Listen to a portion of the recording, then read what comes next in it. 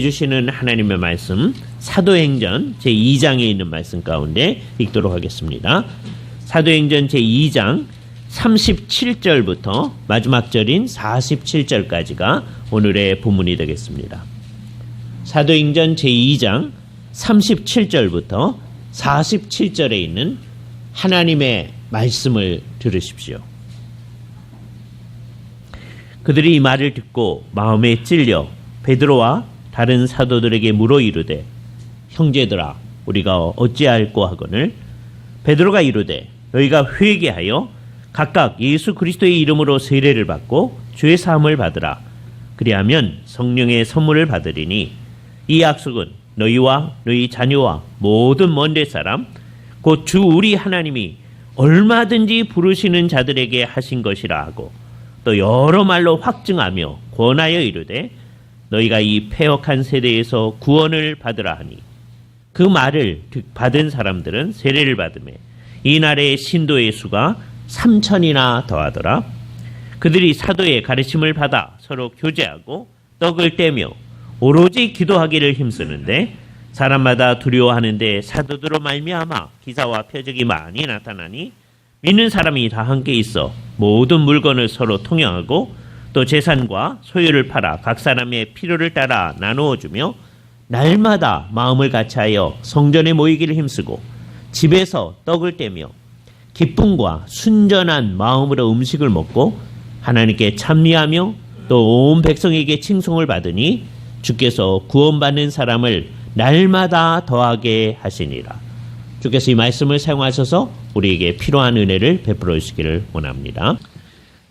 우리가 요즘에 복음이란 무엇인가 라는 주제를 가지고 지금 5번째 시간을 갖고 있습니다. 복음은 예수 그리스도께서 우리를 위해서 죽으시고 예수 그리스도께서 우리를 위해서 살아나셨을 때 예수님만이 죽으시고 살아난 것이 아니라 그때 아주 신비하고 놀랍게도 우리도 같이 죽고 살아났다라고 하는 것이 복음이라고 그랬습니다. 그렇죠? 그러니까 우리가 복음을 믿는다라고 하는 것은 내가 그리스도와 함께 죽고 살아난 사람으로서 의식을 가지고 살아간다는 것을 얘기합니다. 그러니까 그 의식이 없으면 복음을 믿는 거 아니죠. 나는 그리스도와 함께 죽고 살아났다. 그리스도와 신비하게 연합이 되어 있어서 그리스도와 하나가 되어 있다. 우리의 선배들이 이것을 신비한 하나됨이라고 생각을 늘 표현해 왔어요. 뭐 처음 교회가 거의 처음서부터 가져온 그 의식입니다. 그리스도와 신비하게 하나 되어 있을 때 그 사람들은 반드시 어떻게 생각하냐면 그리스도와 신비하게 하나가 되어 있을 뿐만 아니라 나 혼자만 그리스도와 신비하게 하나 되어 있는 것이 아니라 다른 지체들과 같이 그리스도의 이 생명적인 영광 가운데 같이 있다라는 의식을 가지게 되는 것이죠.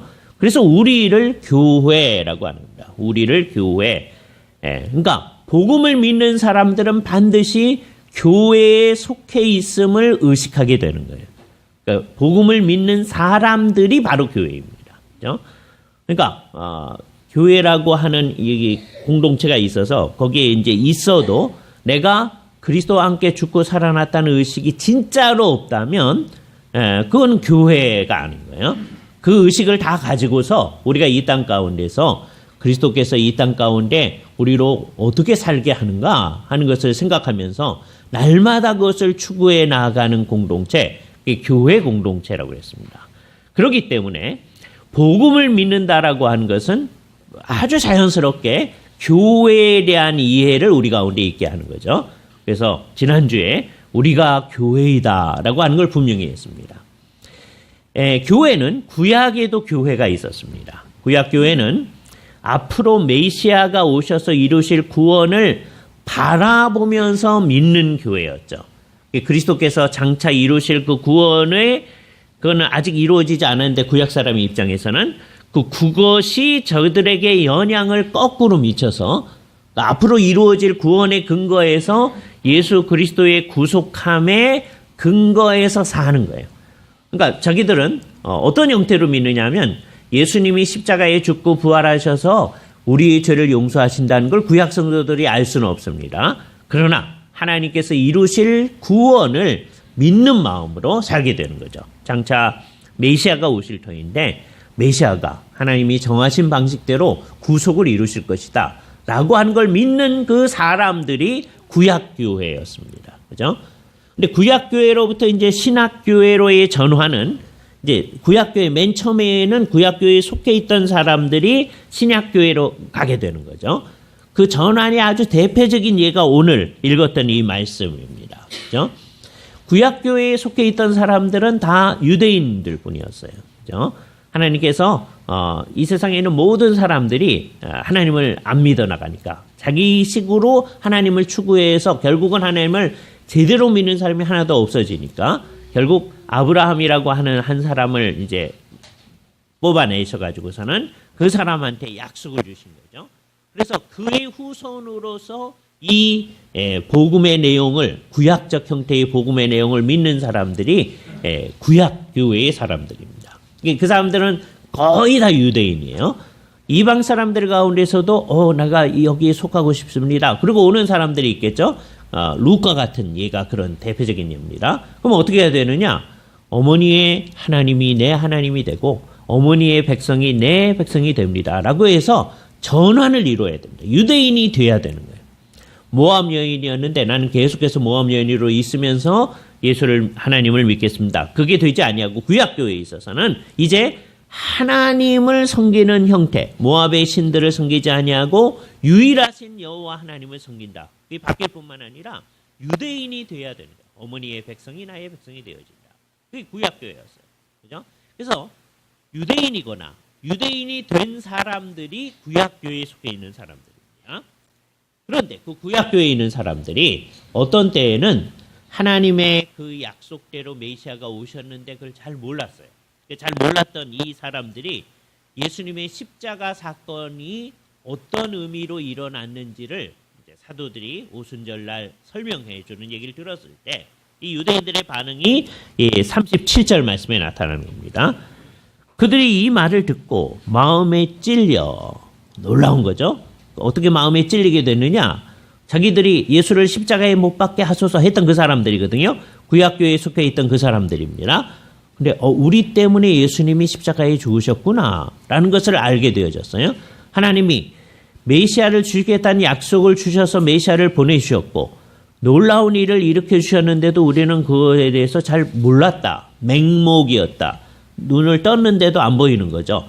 사건이 진행되는 거예요. 예수는 십자가에 못 박혀 죽는데 그게 우리를 위한 구속이라는 건 전혀 생각하지 않은 이러한 상황을 생각할 때 마음에 찔리는 거죠. 그래서 이 사람들이 얘기하는 거예요. 형제들아, 우리가 어찌할꼬 이렇게 나오는 거예요. 이게 이제 복음을 처음 믿는 사람들의 반응입니다. 우리가 어찌할꼬.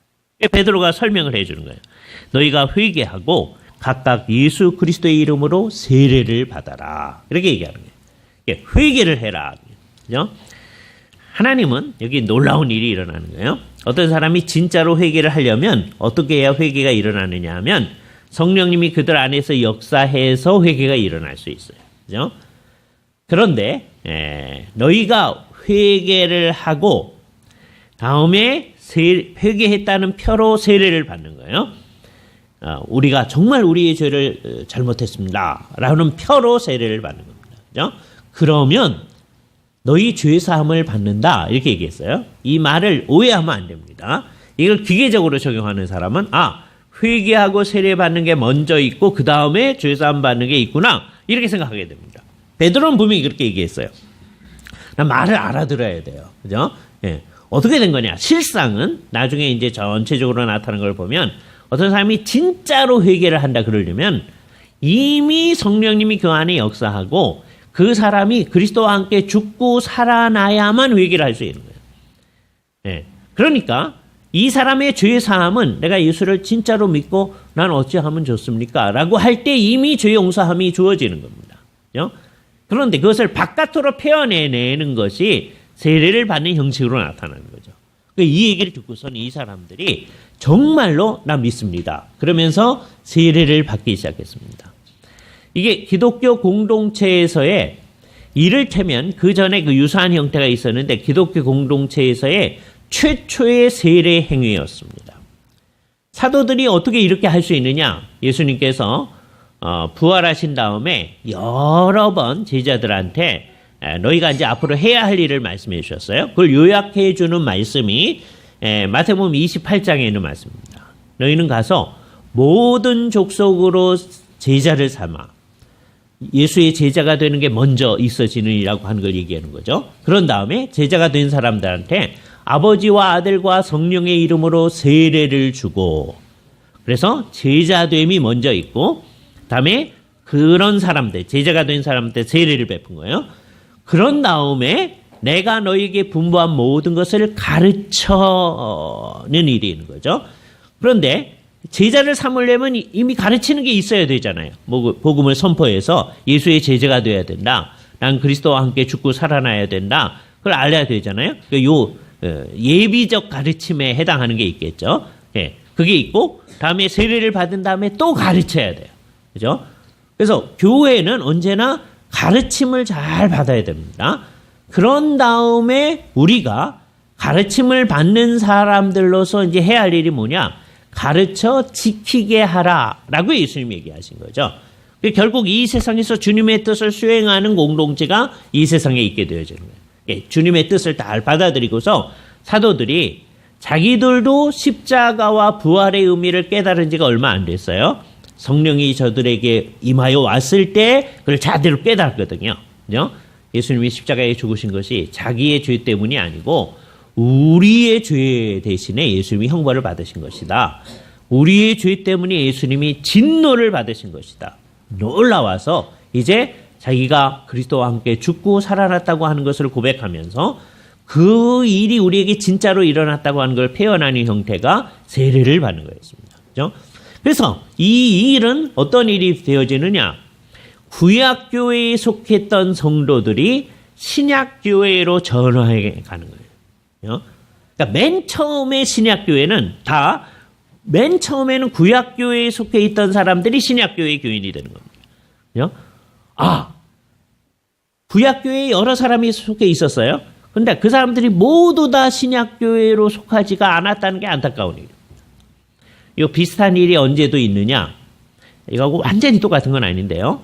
옛날 천주교회 다 삼위일체 하나님 믿고 예수님의 십자가를 믿는 사람들이에요. 천주교회 안에 있을 때. 그런데 우리를 살펴봤을 때 성경대로 안 믿고 있거든요. 그걸 깨달았을 때 온 천주교회 교인들을 다 예수 그리스도를 정말 성경대로 믿자고 얘기를 했음에도 불구하고 맨 처음에 종교개혁자들이 의도는 겁니다. 전부 다를 바꾸자 하는 거였어요. 그래서 이제 천주교회가 따로 있고 개신교회가 따로 있고 이렇게 만들려는 의도가 아니고 우리가 주님을 믿는다고 하는데 제대로 안 하니까 전부 다 제대로 된 대로 가자. 그러는데 그러지 아니하고 끝까지 고집을 부리면서 있던 사람들이 있었거든요. 그 사람들이 이제 천주교회를 이루가는 거예요. 그죠? 예. 성경이 말하는 대로 가자 안에서 개신교인이 되는 겁니다. 결국 따지고 보니까 이게 둘로 나뉘어졌어요. 그죠? 이 사람들도 믿는 사람들이었는데 끝까지 믿지는 않겠다. 그러는 거예요. 믿긴 믿는 거죠. 근데 안 믿는 거예요. 그 비슷한 일이 어디에 있었느냐. 구약교회와 신약교회 상황이 있습니다. 구약교회, 유대인들이 하나님을 섬기는 거예요. 바리새인들 하나님을 섬겨요. 그런데 예수님과 바리새인의 이 부딪힘 속에서도 나타나지만 주님이 의도하신 대로 섬기지는 않는다는 게 곳곳에서 드러나는 거예요. 그죠? 주님이 일으키신 구원의 놀라운 일에 대해서 제대로 생각하지 않는다는 게 드러난 거예요. 그랬을 때 이제 우리가 잘못했다. 여기 우리가 어찌할꼬 하는 사람들처럼 잘못했다 하고 가르침 주는 대로 자기를 고쳐서 그럼 새롭게 되어야 됩니다. 새롭게 되어야 된다는 표로 세례를 받는 거죠. 세례는 새롭게 되는 표였어요. 그러니까 원학은 어떻게 됐어야 되냐면 구약교회에 속한 사람들이 여태까지 잘못했음을 생각하면서 이제 다 신약교회에 속했어야만 하는데 그렇지 않은 거예요. 그래서 이 세상에 지금까지 유대교라고 하는 게 계속 있는 거예요. 유대교 사람들은 예수 그리스도가 메시아로 오셨다는 걸 인정하지 않는 거예요. 그 사람들은 지금까지도 메시아가 오기를 기다리는 거예요. 그죠? 그러니까 하나님의 계시를 믿긴 믿는데 과거의 계시에 딱 사로잡혀 있어서 그 이상 진전을 안 해나가는 거죠. 그죠? 여기서 이제 깨야 됩니다. 뭐에 근거에 깨야 되느냐? 말씀, 새롭게 우리에게 주어진 그 계시의 말씀에 근거해서 깨야 되는 거예요. 이게 이제 성경을 따르는 사람들하고 그렇지 않은 사람들하고의 차이가 이제 여기서 나타납니다. 이 세상에서도 뭔가 새로운 일을 하려면 깨야 된다는 얘기는 많이 합니다. 고등학교 때 읽었던 헤르만 헤세의 데미안이라는 책에 보면 그 데미안이요 싱클레르를 이제 유혹을 하면서 뭐라 하냐면 알이 이게 깨어려면 그걸 깨야 되지 않느냐, 파괴해야 된다 이렇게 얘기해요, 그죠? 그게 이제 성경하고 상관없이 이 세상에서 사람들이 하려고 하는 일입니다. 뭔가 이 세상에 놀라운 일을 하려고 하는 사람들은 언제든지 기존의 것을 깨라고 하는 얘기를 하는 거예요. 기독교가 얘기하는 게 어떤 면에서 그거하고 비슷하게 보입니다. 근데 큰 차이가 뭐냐? 그 기준이 뭐냐의 차이가. 그죠?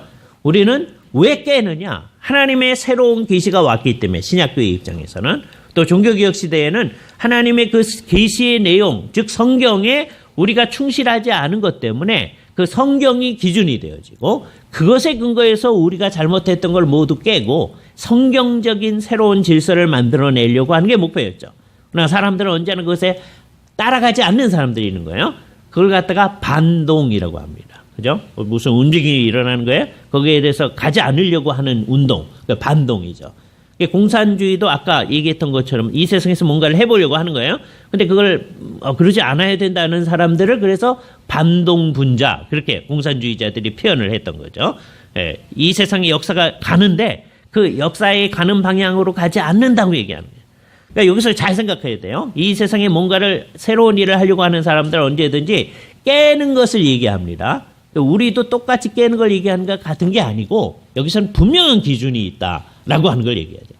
하나님의 새로운 계시냐, 성경이냐, 새로운 계시의 내용이 이제 구약이 있었는데 이제 신약의 내용이 우리에게 주어지니까 그걸 받아들여서 그것에 근거해서 내 머릿속에 있는 생각을 다 고치고 전적으로 새롭게 해야 되잖아요. 이게 어려운 일이거든요. 그죠? 예수를 믿는다라고 하는 것은 바로 그런 거다. 예수를, 복음을 믿는다라고 하는 것은 내가 기존에 믿고 있던 거를 다 고쳐나가는 거예요. 그죠? 그게 쉬운 게 아닙니다. 사람들을 안 하려고 들어요. 그죠? 늘 반동하려고 하는 마음이 있는 거예요. 근데 여기 3,000명 되는 사람들이 이 말을 듣고서는 그렇습니다. 우리가 이걸 깨야 되겠습니다. 새로운 계시, 즉 예수 그리스도를 통해서 나타난 계시, 그를 설명하는 그 사도들의 가르침에 근거해서 우리를 깨겠습니다. 하고 나와서 세례를 받았습니다. 우리는 이제 새롭게 하는 공동체가 되겠습니다는 표현이에요. 그죠? 그러면 이제 산술적으로 계산한다면 오순절에 한 120명 되는 사람들이 모여서 이제 기도하는 중에 성령이 임하셨잖아요. 이날 3,000명이 회개했잖아요. 그러니까 3,120명 정도가 이제 신약교회를 처음 형성하는 사람들입니다. 그 사람들은 어떻게 했을까? 살펴보세요. 42절이 그들의 모습을 얘기합니다. 그들이 사도의 가르침을 받아, 첫 번째 한 일이 뭐냐? 사도의 가르침을 받는 거다. 그죠? 물론 요거 이전에 한 일이 있어요. 그게 뭐냐? 구약교회에도 그렇게 했었었는데 구약교회의 사람들은 안식일마다, 안식일은 지금의 토요일입니다. 모여가지고 회당에 모여서 회당에서 예배를 했었어요. 그죠? 그런데 이 사람들이 이제 그것을 변경하는 거예요. 변경을 해서 그저 여호와 하나님께 예배하는데 여호와 하나님이 구약교회는 아버지 하나님만이 여호와라고 생각했는데 신약교회 이제 사람들은 우리 가운데서 사셨던 예수님이 그냥 사람일 뿐만 아니라 하나님이시다. 우리에게 임하여 오신 그 성령님이 하나님이시다. 라는 인식을 가지게 돼요. 놀라운 인식. 그 구약교회에 속한 사람들은 예수님이 하나님이라고 생각하지 않습니다. 성령님이 하나님이라고 생각하지 않아요. 성령님은 하나님의 영 또는 하나님의 능력이라고 생각해요. 그런데 이제 신약교회에 속한 사람들은 어떻게 하느냐? 예수님이 하나님이시다. 성령님이 하나님이시다. 라는 인식을 점점점 가지게 되는 거예요. 그래서 예배를 하는데 이전에도 구약교회도 예배를 했었고 신약교회도 예배를 하는데요. 차이가 있는데 예배의 대상이 달라지는 거예요. 확장되어지는 거예요. 무엇 때문에 그렇습니까? 사도의 가르침에 따라서 변화하는 거예요. 제일 중요한 게 뭐냐면 사도의 가르침을 배운다고 하는 거예요. 그러니까 교회가 하는 제일 중요한 일은 뭐냐? 사도의 가르침을 가르침 받는 겁니다. 사도들이 살아있을 때는 사도들이 가르치는 대로 하면 돼요. 그게 사도의 가르침이니까. 주께서 사도를 친히 세우셨거든요. 12사도를 세우셨는데 그중에 하나가 이제 제 길로 갔어요. 가룟 유다가. 그래서 이 사람들이 성령님을 기다리고 있는 중간에 제비를 뻗어서 마띠아를 얻었잖아요. 그죠? 그래서 12명이 됐어요. 거기다가 주께서 나중에 이 사건 이후에 바울을 이방인의 사도로 주께서 세우셨죠. 이 세상의 사도는 딱 이 13사람뿐입니다. 이들이 죽은 다음에 어떤 사람이 사도다. 그러지 않는다는 거예요. 그죠? 여기서 이제 천주교와 우리와의 큰 차이가 나타나는 거예요.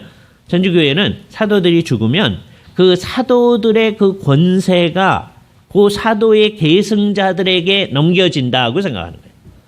우리는 그런 건 있을 수가 없다는 거예요. 사도가 죽으면 사도의 그 가르침이 우리에게 있고 그 사도의 가르침은 신약 성경에 이제 기록되어 있으니까 이제 그 사도의 가르침에 우리가 충실할 뿐이지 어떤 사람이 사도의 권세를 계승하거나 대신하거나 할 수 없다라고 하는 걸 분명히 하는 거죠. 그래서 우리는 지금도 사도의 가르침을 받는다고 할 때는 이 신약 성경의 가르침을 받는 것을 얘기합니다. 그렇죠? 그래서 우리는 구약은 옛날서부터 구약교회가 하나님의 말씀이라고 생각해 왔어요. 그걸 그대로 받아들이면서 이제 사도의 가르침이 기록되어져 있는 이 신약의 말씀도 하나님의 말씀이라고 생각하는 거죠. 사도의 가르침을 받는 거예요. 우리 시대, 그러니까 이 시대에 맨 처음에 신약교회가 나타났을 때 사도가 주님의 뜻에 따라 가르치면 그걸 받아들이고 그대로 자기의 생각을 고치고 그걸 따라가는 사람들이 신약교회잖아요. 그게 제대로 된 교회입니다.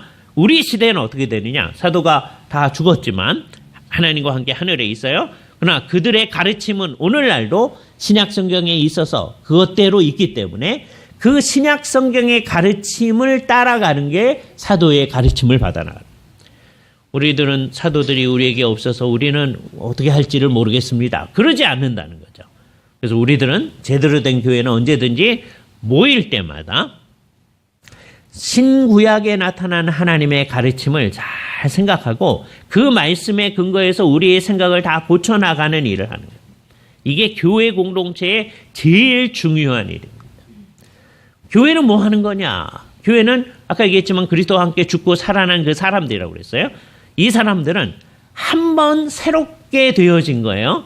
여태까지 우리가 살던 방식이 잘못됐고 예수 그리스도로 말미암아 우리가 새롭게 되어졌습니다. 우리는 그리스도와 함께 죽고 살아났습니다. 한 사람들이에요.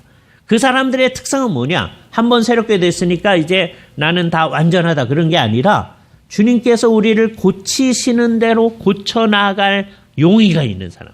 그죠? 고쳐나가는 게 쉽진 않지만 주께서 그렇게 해나가신다고 하니까. 근데 그때의 기준이 뭐냐? 사도의 가르침. 사도가 가르치면 그 말씀에 따라서 우리의 가르침을 받는 거예요. 그러니까 사도가 있을 때는 이게 쉽습니다. 사도가 가르치는 대로 받아들이고 그것에 따라서 나를 고치면 되는 거예요. 그러나 사도가 있을 때 이게 쉬웠느냐? 여러분 사도 바울의 글을 읽어보면요. 되게 많은 곳에서 자기의 사도권을 이렇게 증명하고 변증하고 하는 걸 많이 봅니다. 왜 그러겠어요? 어떤 사람들이 당신은 별로 사도 같지가 않습니다. 그렇게 얘기하고 그 말은 뭐예요? 사도 바울이 가르치는 대로 생각도 안 하고 사도 바울이 가르치는 대로 고치려고 하지 않는다고 하는 거죠. 그죠? 그러니까 사도 바울도 그런 상황에서 사도의 사역을 한 겁니다. 그죠? 사도들이 이제 죽고 난 이 상황에서는 더 어렵죠. 그죠? 사도가 이제 있지 않은데 어떻게 사도의 가르침을 받느냐. 그죠? 여기서 이제 아주 중요한 믿음이 필요한데 사도들의 가르침이 신약 성경 가운데 기록되어져 있다. 그래서 신약이 어떤 게 신약에 속하는 성경이냐라고 했을 때 제일 중요한 게 사도성과 무슨 관련이 있어야 됩니다. 어떤 글은 사도가 직접 쓴 글이든지 아니면 어떤 글은 사도는 아니지만 사도의 가르침하고 아주 가까이 있어서 그 가르침으로부터 우리에게 주어진 글이었든지 뭐 그래야 되는 거예요. 그죠? 예를 들어서 마가복음이나 누가복음 같은 경우에 마태나 요한이 사도거든요. 그러니까 사도가 가르친 그 말씀이 기록이 되어 있는 거예요. 그죠? 그런데 마가나 누가는 사도가 아니란 말이에요. 그러나 사도들하고 늘 가까이 있어서 그 사도의 가르침을 우리에게 기록을 해 주었기 때문에 우리가 그것을 사도성이 있어서 그걸 받아들이는 거죠. 신약 성경에 있는 모든 것들이 그런 겁니다. 우리가 성경을 공부하는 이유가 뭐냐? 사도의 가르침을 받기 위해서 성경을 공부하는 거예요. 왜냐하면 그게 교회이기 때문에. 그죠? 그러니까 어디가 교회라고 하면서 결국은 사도의 가르침대로 가지 않는다. 그럼 교회가 아닌 거죠. 그런 데를 우리가 뭐라고 그러냐? 이단이라고 그래요. 아주 극단적으로 잘못되어 있을 때는 이단입니다. 또는 잘 안 갈 때, 이단은 아니지만 잘 안 갈 때를 엉터리라고 하죠. 그죠? 그러니까 우리가 모여가지고서는 이렇게 자꾸 성경을 공부하는 이유가 뭐예요? 우리가 엉터리가 되지 않기 위해서. 이 가운데서 이단이 될 사람들은 별로 없을 거예요. 그러나 엉터리가 되는 방법은 여러 가지거든요. 그죠? 첫 번째, 어떻게 하면 엉터리가 됩니까? 사도의 가르침을 들으려고 하지 않으면 엉터리가 되는 거예요. 사도의 가르침대로 우리의 생각을 고치려고 하지 않으면 엉터리가 되는 겁니다. 그죠? 교회가 어떤 거냐라고 하는 거에 대해서도 우리는 되게 우리에게 익숙한 대로 교회를 생각하기가 쉽습니다. 교회는 이런 거야. 그러나 우리는 이와 같은 것도 사도가 도대체 교회를 어떻게 규정하고 우리에게 가르치느냐. 그게 기준이 되어지는 거예요. 사도적 가르침. 신약 성경이 말하고 있는 그 사도적 가르침에 근거해서 우리 모든 것들을 형성해 나가는 거죠. 그죠? 여기에 뭐가 필요하느냐 하면 하나님에 대한 믿음이 필요합니다. 주께서 사도를 세우셨고 다음에 그 말씀을 성경에 기록해 주셨다는 믿음이 필요한 거예요. 그와 동시에 겸손이 필요합니다. 그죠? 우리가 다 똑똑한데 누가 가르친 대로 우리의 생각을 고친다고 하는 게 그게 말이 되는 거예요. 그런데 사도가 가르칠 때는 그 가르침에 우리가 따라 나간다. 사도가 있는 상황에서도 그건 굉장히 중요한 거거든요. 그런데 사도가 없는 상황에서 이건 훨씬 더 중요한 거예요. 사도가 없는데 그 사도의 가르침이 성경에 기록되어 있고 그거를 이제 교회 안에서 항상 교회가 이 세상에 있으면 있게 하신 여러 직분자들 가운데 목사, 장로, 집사가 이제 계속 교회 안에 계속 있게 하게. 사도는 맨 처음에 있는 그 시대에만 있다가 없어지는 거죠. 우리 시대에는 사도가 없어요. 그죠? 그 사도들 13명은 다 지금 하늘에 있단 말이에요. 근데 그분들이 하늘에서 무슨 가르침을 주지 않아요. 그분의 가르침들이 성경에 이렇게 기록되어 있는 겁니다. 그러면 그 사도의 가르침에 근거해서 가르치는 목사님이 있어야 될 거 아니에요. 그죠? 그러니까 여기에는 더한 겸손이 우리에게 필요한 거죠. 아, 사도의 가르침이 이런 거였구나. 그것에 근거해서 우리의 생각을 고치고 우리의 삶의 방식을 고쳐 나아가는 일. 이게 교회 공동체고 예수 그리스도를 진짜로 믿는다. 복음을 믿는다라고 하는 것은 그 일이 있어지는 거죠. 이게 첫 번째 일입니다. 두 번째 일은 뭡니까? 그것에 근거해서 이 사람들이 서로 교제했다. 이렇게 얘기해요. 교회 공동체의 두 번째 중요한 일이 교제하는 일입니다. 서로가 깊이 있게 사귀어 나아가는 일이에요. 우리끼리의 교제를 여기서는 강조합니다. 근데 나중에 이제 사도들이 가르친 바에 의하면 우리끼리의 교제는 우리끼리만 하는 교제가 아니라 우리 주 예수 그리스도와 함께 하는 교제이다. 또 성령님과 함께 하는 교제이다. 아버지 하나님과 함께 하는 교제이다. 라고 하는 것을 우리에게 가르쳐 줍니다. 그죠? 이게 교회입니다. 이 세상에서 삼위일체 하나님과 같이 교제하면서 각자가 그러는 거예요. 이 세상을 살아나갈 때 월요일서부터 토요일까지 사는 삶 가운데서 삼위일체 하나님과 교제하면서 우리의 삶을 살아나가요. 그러면서 동시에 그 삼위일체 하나님과 교제를 나누는 다른 형제 자매들하고 교제를 나누어 나아가는 공동체. 그게 교회이다. 이게 해야 할 일인 것이죠. 이게 다 해야 할 일입니다. 첫 번째, 사도의 가르침을 받는 것도 해야 하는 일이죠. 그죠? 다음에 교제하는 것도 애를 써서 해야 하는 일이에요. 왜냐하면 사람들이 남들하고 교제하는 걸 잘 하질 않습니다. 늘 이 타락한 인간들은요, 쉽게 교제하질 않습니다. 네, 성령님께서 우리의 마음을 고치셔서 다른 사람들하고 깊이 있게 교제하게 만들어 가시는 거예요. 그 성령님이 하시는데 우리의 마음 문을 열고서 성령님께서 우리를 고쳐주시는 대로 다른 사람들하고 깊이 있게 교제해 나가는 거예요. 그의 첫 번째 일은 서로 잘 알아나가는 일을 행한다 라고 했어요. 교제하는 일이 매우 중요한 거예요. 교제는 교회 공동체 가운데서 매우 구체적으로도 이제 나타나는데요. 어떻게 나타나느냐? 이 구체적인 표현이 44절, 45절 말씀에 나타나는데, 믿는 사람들이 다 함께 있어. 이 다 함께 있어란 말을 오해하면 안 돼요. 한 곳에서 산다는 말이 아니에요. 예, 이 사람들은 각각 자기 집에 있는 거예요. 그런데 이 사람들이 떨어져서 사는 거죠. 일주일 동안 살 때 떨어져 살지만 함께 사는 거예요. 예? 그 의식이 중요해요. 마치 우리가 지금 자기 집에서 다 살고 있잖아요. 그렇게 살지만 우리가 진짜 교회라면 함께 살아야 되는 거예요. 다 함께 있어. 어떻게 하느냐? 모든 물건을 통용하고 재산과 소유를 팔아 각 사람의 필요를 따라 나누어 주는 일, 교제를 이렇게 구체적으로 하는 거다. 이 말을 오해하면 안 됩니다. 나중에 이제 그 구체적인 예들이 뒤에 사도행전에 나타나기 때문에 재산이 있는 사람들은 모두 다 팔아가지고 했다. 그런 얘기도 아니에요. 각자 사유재산이 있는 겁니다. 있는데 자기가 필요하면 그중에 헌신하는 마음으로 내놓는 거예요. 그죠? 이건 난 더 이상 필요하지 않다. 그 정도를 내놓습니다. 그럼 그걸 가지고서 교회 공동체가 필요한 사람들한테 나누어 주는 역할을 하는 거예요. 그죠? 어느 정도 세월이 지나면 이 공동체 안에서는 서로 나누어 주는 일이 어느 정도 될 거 아니에요? 왜냐하면 이 공동체는 어떤 가르침을 계속 받는 공동체냐면 일하기 싫거든 먹지도 말아라는 가르침을 또 받는 공동체. 그러니까 예수를 진짜로 믿는 사람은 이 세상에서 어떻게 하게 돼 있어요? 열심히 일하게끔 돼 있어요. 이 세상에서 열심히 일하면 일한 이제 대가들이 주어지겠죠. 그거를 가지고서 또 다른 사람들을 위해서 사용을 해 주십시오 라고 내어놓는 공동체가 되는 거예요. 그죠? 이게 정말 이상한 공동체입니다. 사람이 스스로 만들어낼 수 없는 이 공동체를 주님께서 만들어 오셔가지고 우리 안에서 할 뿐만 아니라 바깥에 있는 사람들조차도 이 공동체의 유익을 얻는 거예요.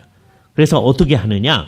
47절 뒷부분에 보면 온 백성에게 칭송을 받으니 그랬어요. 온 백성은 그 구약교회 사람들입니다. 그 사람들은 아직 신약교회 안 들어온 사람이에요. 바깥에 있는, 교회 공동체 바깥에 있는 겁니다. 근데 그 사람들도 이 신약 공동체가 있다는 것 때문에 다 좋다고 생각하는 거예요. 자기는 들어오진 않지만. 그죠? 다음 단계는 이 사람들도 들어오는 일이 발생하겠죠. 그죠? 교회 공동체는 이 세상 가운데서 이렇게 진정한 의미의 교제에 힘쓰는 거다. 그 교제는 교회 공동체의 이 담 바깥으로도 퍼져나가는 거예요. 그래서 사람들이 교회 공동체가 있으면 좋아하는 일이 나타나는 거예요. 이게 뭐의 결과입니까? 교제의 결과이다. 그러니까 우리가 제대로 하고 있느냐, 내가 진짜 복음을 믿느냐 하는 것들을 이런 걸 가지고 점검하는 거예요. 날마다 사도의 가르침을 받는데 신경을 쓰느냐. 이게 중요한 거죠. 다음에 서로 깊이 있게 교제하는, 쓰여 쓰느냐. 우리끼리 교제가 나타나고 그 교제가 매우 구체적인 것이어서 물질적인 나눔까지가 있어지는 대로까지 나타나는. 그렇죠? 굉장히 중요한 거예요. 여기 이제 판단이 필요한 거예요. 내 생활하는데 이 정도는 필요하다. 그건 자기가 생활해야 되잖아요. 왜 그렇게 안 하면 나중에 가만 보니까 교회 공동체가 이 생활을 책임져 줘야 되잖아요. 그러니까 자기가 성실하게 자기의 삶을 잘 꾸려나가려고 노력을 해야 됩니다. 자, 그런데 교회 공동체 전체는 우리 가운데서 그 성실하게 노력하짐에도 불구하고 어려움이 있을 때 누가 어려운가 하는 것을 잘 살펴가지고서는 그 사람들의 필요를 돕는 일들이 있어야 되는 거죠. 거기까지 가는 게 교제라는 거예요. 그러니까 교제는 매우 구체적이고 물질적인 것이다 라고 하는 걸 알 수 있어요. 그죠? 그 일을 해 나갈 때 우리는 교회 공동체다 라고 하는 걸 얘기하는 거죠. 그러니까 되게 어떻게 하려고 하느냐 하면 거기까지 안 나가려고 하는 겁니다. 제일 쉬운 게 뭐냐? 사실은 그것도 잘 안 되는 건데 사도의 가르침을 받으며 그거 제일 쉬운 것처럼 생각되거든요. 근데 사실은 그것도 안 하는 거죠. 예? 왜? 우리는 별로 가르침을 받기를 원치 않는단 말이에요. 그 가르침에 따라서 우리를 변화시키기를 원치 않는단 말이에요. 그것도 안 하는 교회. 그러나 그건 하여튼 형태는 가질 수 있잖아요. 그렇죠? 주일 아침 예배, 오후 예배, 수요 기도회 이렇게 모여서 우리가 가르침을 나누니까 그 시간에 참여하는 것까지는 쉽게 할 수 있어요. 그러나 더 깊이 있게 들어가는 일, 그것에 근거해서 우리 자신을 고친다든지 이렇게 교제한다든지 하는 일, 이게 쉬운 일이 아니란 말이에요. 그래서 우리는 처음 그 작은 일에서부터 출발을 해야 됩니다. 이게 다 복음을 믿는 일이에요. 내가 복음을 믿는다면 우리의 마음 문을 열고 서로 깊이 있게 친해지려고 노력하고 우리의 삶을 같이 나누는 일회로 나아간다. 그래서 우리는 어떻게 사는 거냐? 더불어 살아가는 삶을 사는 거예요. 교회 공동체 안에서 1차적으로 이 일이 일어납니다. 그뿐만 아니라 우리가 사는 이 마을 안에서도 다른 사람하고 더불어 살아가는 삶을 이루려고 해야 돼요. 이 일을 하려면 어떻게 해야 이 일이 가능할까요? 내 주장, 나의 무엇, 그거를 끝까지 고집해가지고 이 더불어 사는 삶은 이루어지지 않습니다. 그죠?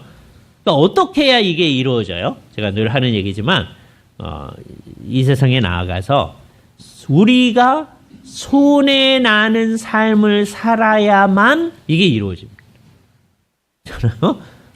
내가 손해보지 않고서는 이 일이 이루어지지 않는 거예요. 그러니까 언제든지 교회 공동체는 언제나 그 길로 나가는 거예요. 교제는 다 거기서부터 발생하는 겁니다. 예? 그러니까 이 세상의 사람들은 내가 왜 저 사람한테 지고 살아? 그러면서 하는 거거든요. 무한 경쟁 사회. 옛날보다 훨씬 더 그게 분명해졌어요. 그렇게 살려다 보니까 사는 것 자체가 필요한 거예요. 그래서 독일에 있는 어떤 철학자인 한국 사람이 피로사회라는 말을 썼어요. 몇 년 전에. 그래서 아주 유행이 했죠. 아주 짧은 책인데 정말 이 세상에서 사람들이 사는 모습이 어떤가 하는 것을 잘 분석한 책입니다. 아주 유명한 책입니다. 피로사회. 우리는 전부 다 피로사회 속에 살고 있어요. 그죠? 근데 결국 그 뭐 때문에 일어나는 거냐? 내가 왜 저 사람들한테 지고 살까 하는 것 때문에 하는 거예요. 근데 기독교회는 뭘 얘기하는 거예요? 다른 사람한테 가서 다 져라. 그 얘기하는 거예요. 그죠? 이거를 정말 심령 깊은 곳으로부터 동의해서 그러려고 하는 사람이 거의 없는 거죠. 그죠? 예. 그래서 나중에는 어떻게 되느냐? 이게 이제 교회의 아이러니입니다. 교회가 교회 스스로로 지지 않으려고 하는 거예요. 네. 우리가 왜 지냐? 우리는 이렇게 멋있는 거다. 이게 이 세상 안에서 이 세상적 기준으로 멋있는 거를 내어놓으려고 하는 마음이 있어요. 교회가 그러고 있으니까 그 교회 안에 있는 사람들조차도 어떻게 되느냐? 우리도 멋있는 거를 추구하는 거예요. 왜 지고 살아요? 그죠? 그래서 교회의 아이러니는 뭐예요? 교회는 교회인데 교회가 아닌 거예요. 우리가 그렇게 할 수가 있습니다. 그죠? 내가 어디 가서든지 이걸 예수님이 하신 말씀을 하면 원수를 사랑하라 그런 거예요. 너를 핍박하는 자들을 위하여 축복하고 저주하지 말아라. 저 사람들은 계속해서 핍박하고 저주하고 하는데 그 상황에서 그 사람들을 붙들고 가는 거예요. 그 주님이 져야만 그게 가능하거든요. 그죠? 그래서 그게 지는 게 이기는 것이죠. 기독교의 공동체 안에서. 그죠? 이 세상에서도 가끔가다 그런 얘기를 해요. 근데 그거하고 우리 얘기하고 좀 차이점이 뭐냐? 이 세상에서는 그 얘기를 할 때 목적이 뭐냐? 결국 이기기 위해서 그 얘기하거든요. 내가 멋있는 사람이 되기 위해서. 그런데 우리가 말하는 것은 이게 우리가 이렇게 한다고 해서 우리가 멋있게 되거나 우리가 이길 수 있다는 게 아니고 우리는 이게 우리의 삶의 방식이다. 이 진정한 교제가 이루어지려면 내가 다른 사람들한테 모든 것을 다 내어주려고 하는 마음으로 살아가는 거예요. 이게 우리 마음에 맞지 않은 거예요. 부패한 인간성에는 그렇게 가고 싶지가 않습니다. 그러나 성령님께서 우리 안에서 역사하셔서 우리가 하나님과 나누는 교제 때문에 그렇게 나타나는 거예요. 우리는 이 세상에 나가서 어디 가가지고 우리가 소위 이렇게 지는 사람, 이렇게 약호 죽은 사람이 되는 걸 원치 않아요. 그런데 여기 정말 그런 사람으로 살기를 원하는 사람들이 나타나는 거예요. 그런데 나중에 이제 객관적인 시각으로 이렇게 봤을 때, 저 사람이 그럴 이유가 없는데 왜 나한테 저렇게 할까라고 하는 거를 사람들이 궁금해할 때, 우리가 예수 그리스도를 믿는 사람들이기 때문에 그렇게 한다라고 하는 게 분명해져야 되는 거죠. 그죠? 이게 나타나기가 어려운 일입니다. 그래서 인간의 노력으로 할 수 있는 게 아니에요. 성령님께서 우리의 심령을 변화시켜 주셔야 돼요. 교회 공동체 안에서 그 일을 하는 겁니다. 이게 교제하는 공동체예요. 그런 사람들이 이렇게 교제한다, 가르침을 받고 다음에 교제한다라고 하는 것을 표현하는 아주 중요한 방식이 뭐냐? 떡을 떼는 거예요. 이 떡을 뗀다라고 하는 것은 어떤 거냐 하면 두 가지 의미가 여기서는 한꺼번에 있는데 같이 식사를 하는 거예요. 그런데 이 사람들이 하는 식사는 어떤 식사였느냐? 우리 주 예수 그리스도의 십자가에서 죽으신 죽음과 관련한 식사가 되어지는 거예요. 예수님께서 십자가를 이제 앞으로 지실 것임을 바라보면서 최후의 만찬에서 성찬을 제정하시거든요. 그래서 이것을 행하여 나를 기억하라 라고 얘기하셨습니다. 이 사람들은 식사를 하면서 그게 식사예요. 보통 하는 식사예요. 그런데 그게 동시에 그리스도의 우리를 위해서 죽으신 죽으심, 그다음에 그리스도께서 우리를 위해서 사신 삶, 그거를 생각하면서 식사에 동참하게 돼요. 그래서 우리는 그리스도와 함께 죽고 살아난 사람들임을 다시 한번 표현하게 되어지는 거예요. 그래서 이 시기에는 이 성찬하고 그다음에 우리가 예배 마친 다음에 같이 식사하잖아요. 그걸 갖다 애찬이라고 얘기하는데 이게 합쳐진 겁니다. 나중에 이게 이제 문제가 생겨져서 나뉘어져요. 그래서 우리가 지금 성찬은 성찬대로 하고 애찬은 애찬대로 하는 겁니다. 그러나 하여튼 어떻게 하든지 우리는 어떻게 하는 거예요? 함께 떡을 떼는 사람들이. 이거를 다른 말로 한국식으로 표현하면 뭐냐? 이 유대인의 입장에서는 함께 떡을 떼는 거예요. 그죠? 이게 한 가족이다라는 표현이거든요. 그죠? 그래서 이제 떡을 이제 식초에 찍어 먹잖아요. 같은 데다 찍어 먹는 거예요. 유대인 입장에서는 그런 겁니다. 자, 그런데 그걸 우리식으로 말하면 우리는 한솥밥 먹는 사람들이다. 한국식으로 표현합니다. 우리가 식구다. 그죠? 이게 같이 떡을 떼는 겁니다. 그죠? 그래서 흥미롭게 뒤에 보면은 뭐라고 얘기하느냐 하면 46절을 보세요. 날마다 마음을 같이하여 성전에 모이기를 힘쓰고 집에서 떡을 떼며 그러잖아요.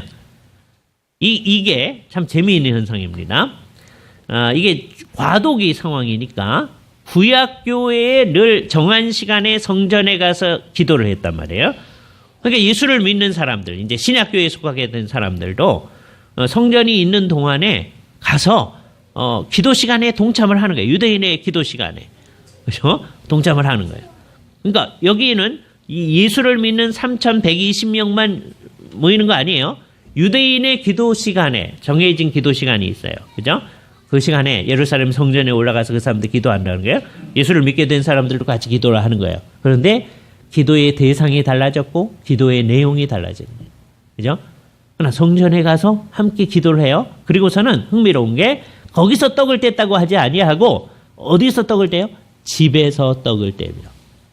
집으로 가는데 그 집은 아마도 이제 우리가 자기 집으로 갔다는 게 아니고 그룹별로 어떤 공동체는 한 50명쯤 모이는 공동체가 됐겠죠. 그 집이 그 정도 모일 수 있으면 마가의 다락방 같은 경우 한 120명 계속 모일 수 있었을 거예요. 그 그룹별로 나뉘어져 있겠죠. 그죠? 그룹별로 모여가지고서는 떡을 떼는 일을 합니다. 그는 식사를 같이 했다는 말도 되지만 또한 성찬을 같이 나눴다. 교회 공동체에는 속한 사람들만이 하는 일이에요. 이것은 날마다 떡을 뗄 때마다 우리를 갱신시키는 겁니다. 우리는 그리스도와 함께 죽고 살아났습니다. 라고 하는 것을 다시 확인하는 거예요. 그런 사람답게 이 세상에서 어떻게 해야 할 것인가 하는 거죠. 맨 마지막에 뭐라고 합니까? 기도에 전혀 힘쓰니라. 새로운 번역으로서는 뭐라고 얘기했죠? 기도하기에 오로지 기도하기를 힘쓰니라. 이 오로지 기도하기를 힘쓰니라. 옛날 번역에 기도에 전혀 힘쓰니라. 그죠? 예. 그럼 오로지 기도하기에 힘쓰니라. 오해를 말아야 돼요. 이제 아무것도 안 하고 우리는 기도만 한다. 그럴까요? 그게 아니다. 그죠? 이 사람들은 같이 기도하는 사람들인데 그 기도는 두 가지 형태로 나타납니다. 하나는 함께 공동의 기도를 하는 거죠. 공동의 기도를 하는 거예요. 그 일에 힘쓰는 거예요. 그러니까 오로지 기도에 힘쓰니라 라는 말이 이 공동의 기도에 힘쓴다. 그래서 날마다 예배당에 모여가지고서는 기도한다. 그런 뜻이 아님을 알 수 있는 거예요. 왜? 일상생활을 해나가는 거니까. 그러나 정해놓은 기도 시간이 있어서 그 일에 다 같이 참여를 하는 거죠. 이게 정상적입니다. 그죠? 그러니까 이제 정상적 교회는 어떻게 나타나느냐? 어떤 때는 모여서 하나님께 예배를 해요. 구약교회의 예배, 그게 나중에는 회당 예배로 나타나는데 회당 예배는 성전 제사를 전제로 해서 하는 예배입니다. 예? 성전에서 제사가 드려졌다는 것에 근거해서 각 지역에서 회당에서 모여서 예배를 하는 거예요. 그런데 신약 예배는 더 이상 제사를 안 하는 형태로 합니다. 왜? 우리 주 예수 그리스도께서 우리를 위해서 완전한 제사를 다 드리셨다. 우리는 제사하지 않는다. 그리스도의 제사에 근거해서. 그러니까 옛날 회당 예배는 성전 제사에 근거해서 회당 예배가 드렸듯이 우리는 2000년 전에 일어난 예수 그리스도의 그 제사에 근거해서 계속해서 우리는 감사의 예배를 주 앞에 드립니다. 그 일을 계속합니다. 그런데 그 일을 하면서 우리는 뭐 하는 거예요? 하나님 앞에 사도의 가르침을 계속 받는 겁니다. 그에 의해서 우리의 생각들을 자꾸 고쳐가는 거예요. 아, 우리는 이렇게 생각해야 되는 거군요. 이렇게 하는 게 성도의 마땅한 바군요. 이렇게 고쳐나가요. 그러면서 서로 교제해 나갑니다. 맨 처음에는 부족한 모습대로 교제를 하겠죠. 그렇잖아요? 그 부족한 모습을 다 서로 받아줘야 됩니다. 그러나 세월이 한참 지나면 그 부족한 모습이 계속 부족한 모습으로 있는 게 아니라 사도의 가르침 받은 게 우리의 교제 가운데 정말 녹아 들어가요. 이게 이제 교제가 이제 바보 같은 교제가 되면 어떻게 되느냐 하면 사도가 이렇게 가르쳤잖아. 이렇게 해야 돼. 이렇게 하기 시작하면 어떤 사람이 어떤 사람을 가르치는 교제가 되잖아요. 그거는 교제가 안 일어나는 거예요. 그죠? 그거 하지 않는데. 그러니까 제가 좋아하는 가르침이 어떤 거냐면요. 이런 거예요. 1시간 내내 수업을 했는데, 그냥 우리가 재밌게 시간을 보냈어요. 그죠? 누가 가르치고, 누가 배우고 그러지 않았어요? 근데 그 수업이 딱 끝나고 난 다음에 우리가 해야 할 수업의 목표는 다 이루어졌어. 예? 그런 일이 있을 수 있다면 얼마나 좋겠어요. 예. 그 일이 우리의 교제 가운데 나는. 예? 이렇게 공식적으로 설교를 한다든지 하는 시간에는 누군가가 가르치고 누군가는 듣고 하는 일이 발생할 수 있죠. 그러나 교제 시간에는 그런 거 아니거든요. 누가 누구를 가르치고 하지 않는데 결국은 그 사도의 가르침 받은 바가 마치 소금에 우리가 절여지듯이 우리 가운데 잘 이렇게 퍼져가는 거예요. 스며들어가는 거예요. 그렇죠? 가랑비에 옷 젖는다 그런 말이 있잖아요. 그렇게 돼야 되는 거예요. 그죠? 그 일이 우리 가운데 일어나요. 이 공식적인 가르침의 시간에는 어쩔 수 없이 사도의 가르침이 이런 거다. 하나님의 뜻은 이런 거다. 그럴 수밖에 없어요. 그러나 우리의 교제 시간에는 이것이 정말 우리 가운데 정말 깊이 있게 스며들어서 그냥 누가 누구를 가르치고 하지 않는데 결국은 우리의 교제가 더 상승해 가는 거죠. 세월이 지날수록. 그 모습이 우리 가운데 나타나요. 그런데 그 일을 하는 것에 아주 좋은 표현 중에 하나가 뭐였어요? 서로 떡을 떼는 거죠. 주기적으로 우리가 성찬을 하고 같이 식사를 나누고 한 식구라고 하는 의식을 가지면서 하는 거예요. 같이 밥 먹는 게 굉장히 중요합니다. 근데 같이 밥 먹는 게 우리의 본래적 성격을 해친다면 밥을 먹지 말아야죠. 예, 그러나 이 본래적 성격을 잘 유지하기 위해서 밥 먹는 그건 굉장히 중요한 거죠. 그래서 우리 의식이 진짜 우리가 한솥밥 먹는 사람들이다 라는 마음을 가지는데 이 모든 것을 다 묶는 것이 뭐냐? 오로지 기도하기에 힘쓴다. 그죠? 교회 공동체의 기도 굉장히 중요합니다. 제일 중요한 일이 기도하는 일이에요. 그죠? 그리고 그것에 근거해서 어떻게 되느냐? 각 가정과 개인이 정말 기도하는 거예요. 그러니까 우리는 기도하는 사람들인 거죠. 우리야말로 진짜 기도하는 거예요. 기도는 뭐냐? 삼위일체 하나님과 교제하는 거라고 그랬잖아요. 기도는 하나님한테 뭘 따먹는 게 아닙니다. 나 이거 필요한데 이거 주세요. 그게 아니라고 그랬어요. 그죠? 주님과의 교제가 우리 가운데 일어나는 거죠. 이 세상에 삼위일체 하나님, 온 세상을 창조하시고 구속을 이루신 주님과 교제하는 그 사람들의 모습이 우리 가운데 있는 거예요. 그러니까 매일매일 그 일이 이루어지지 않는다면 우리는 앞에 얘기했던 사도의 가르침을 받아서 변화된 일을 할 수 없습니다. 교제하는 일을 못합니다. 서로 떡을 떼는 일, 그건 무의미한 일이 돼요. 그죠? 그 모든 일을 뒷받침하는 게 뭐예요? 개인과 각 가정의 기도입니다. 그죠? 개인의 기도도 어떤 거냐 하면 이것도 역시 또 두 가지 성경을 지니는데 우리는 항상 기도하는 거예요. 쭝얼쭝얼 거리면서 기도하는 거 말고요. 마음속 깊은 곳에서 우리 일을 하는 가운데서 우리 영혼이 늘 기도하는 거예요. 그죠? 그걸 내가 의식할 때는 이제 의식하지 않을 때도 기도하는 거거든요. 그러니까 여러분이 이제 주무실 때도 사실은 기도하는 거예요. 그게 돼야 돼요. 그런데 의식할 때는 이를테면 아침에 깨가지고 저녁에 주무실 때까지가 다 기도하는 거예요. 우리가 하는 모든 일을 하면서 그게 되게끔 돼야 되죠. 그죠? 그러니까 하려고 하다가 이제 어떤 때 잊어버리고 막 그러잖아요. 바쁘면 또 잊어버리고, 정신이 나가면 잊어버리고 그렇겠죠? 그러면 또 정신을 차려서 날마다 회복을 해가지고 하는 거예요. 대신에 그게 되려면, 그러니까 일상생활 가운데서 기도하는 일이 되려면 어떻게 돼요? 정한 기도 시간이 있어야 돼요. 자기가. 10분이어도 좋아요. 하루에. 그죠? 정한 기도 시간을 정해놓고 기도를 하셔야 됩니다. 그 목표는 뭐예요? 요 시간 기도했으니까 난 기도 다 했다. 그게 아니라 어떻게 하는 거예요? 요 정한 기도 시간이 있음을 통하여서 내가 하는 모든 일이 기도하면서 하는 일이에요. 그러면은요, 사도의 가르침을 제대로 받을 수 있게 돼요. 기도를 안 하면 사도의 가르침 못 받게 됩니다. 기도를 안 하면은요, 교제 제대로 못 합니다. 다 망가뜨리는 일만 해요. 예? 우리는 어떤 사람이야? 우리를 그냥 내버려 두면 어떻게 되느냐? 하이델베르크 유리문답이 잘 얘기하는데 우리는 날마다 하나님과 우리 이웃을 미워합니다. 이렇게 얘기하는 거예요. 그게 우리 현실이다. 삼위일체 하나님과 교제하지 않으면, 기도하지 않으면 우리는 그 현실을 나타낼 수밖에 없는 거다. 그죠? 그래서 결국 우리는 매우 냉정한 사람으로 나타날 수밖에 없습니다. 기도하지 않으면. 그런데 워낙 냉정했던 사람들이 정말 뜨겁게 사랑할 수 있는 것은 뭐 때문이에요? 이 기도의 힘 때문에. 그죠? 기도는 늘 이제 옛날서부터 그런데 이게 우리의 심령 가운데 불을 때우는 것이다. 많은 사람들이 그렇게 얘기하는 거예요. 불을 때워지지 않으면 뜨거워지지가 않는 거죠. 열심이라는 게 없는 겁니다. 주를 사랑한다고 하는 게 일어나지가 않는 거예요. 그죠? 그러니까 여기 우리의 모습이어야 돼요. 교회 공동체는 이 일에 힘쓰는 거다. 그죠? 근데 이제 이게 1차적인 일이에요.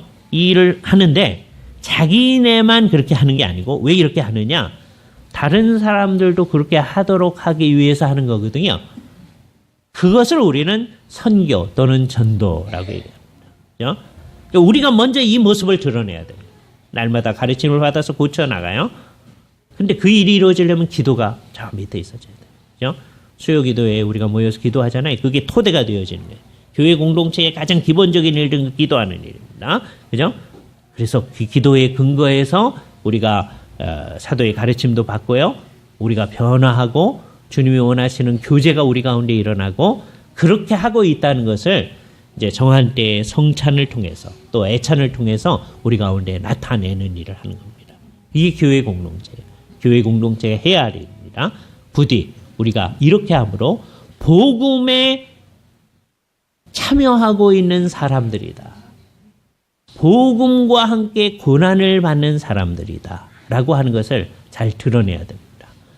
성경은 그렇게 얘기하는데요. 나는 그렇게 할 마음이 없습니다. 그러면 우리는 복음과 함께 있는 게 아니죠. 그죠?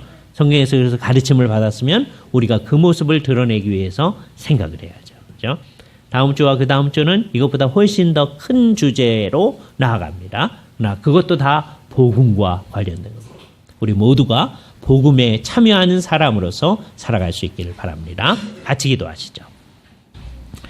거룩하신 주님, 주님께서 우리를 예수 그리스도를 믿는 사람으로, 복음을 믿는 사람으로 세우셨음을 감사드리옵나이다. 그 사람들이 교회 공동체를 이루어 산다고 하는 것은 자연스러운 일이고 그 일이 없이는 우리가 살 수 없는 일임을 배우게 되옵나이다. 주님, 처음 신약교회가 나타났을 때 그 변화했던 그 모습이 우리 속에도 계속해서 있어져야 하는 것이 주님의 뜻인 줄 아오니 우리도